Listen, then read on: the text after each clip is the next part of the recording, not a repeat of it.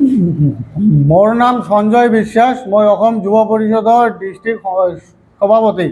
আজি আপোনালোকক press press meat দিয়াৰ মিট দিয়াৰ উদ্দেশ্য হৈছে আমালোকৰ কালি যেহেতু আমাৰ গোলগঞ্জ সমষ্টি সমূহ জিলাত কালি আমাৰ অসম গণ পৰিষদ আৰু ভাৰতীয় জনতা পাৰ্টিৰ মাজত এখন কাজিয়া হ'ল। তাতে আমাৰ অশ্বিনী ৰায় চৰকাৰে নেতৃত্বত আমাৰ অসম গণ পৰিষদৰ কৰ্মীবিলাকক মাৰপিট কৰে। মাৰপিট কৰাৰ পিছত আমালোকক কৰ্মীবিলাকে পুলিচ প্ৰশাসনে উদ্ধাৰ কৰি থানালৈ লৈ যায়।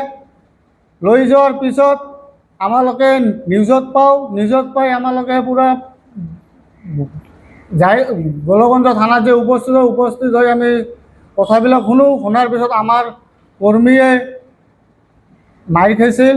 মাৰ খোৱাৰ পিছত আমাৰ পুলিচক প্ৰশাসনক আমি কেছ দিছোঁ। কেছ দিয়াৰ পিছত এতিয়ালৈকে পুলিচ প্ৰশাসনে এতিয়ালৈকে একশ্যন লোৱা নাই। কিহৰ কাৰণে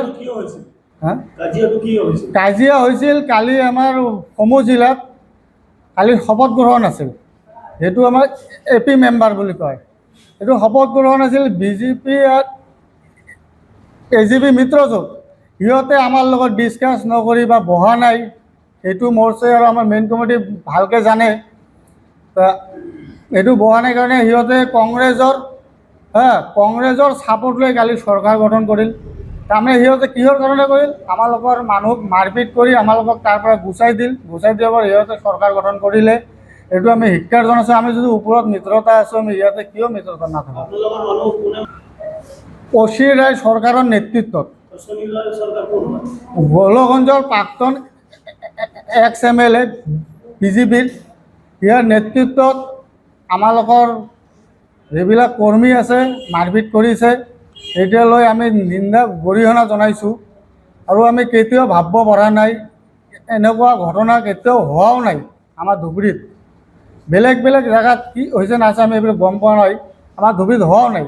এইটো লৈ আমি গৰিহণা জনাইছোঁ। পুলিচ প্ৰশাসনক অতি সোনকালে এইটো লৈ মই তদন্ত আৰু এৰেষ্টৰ দাবী জনালোঁ।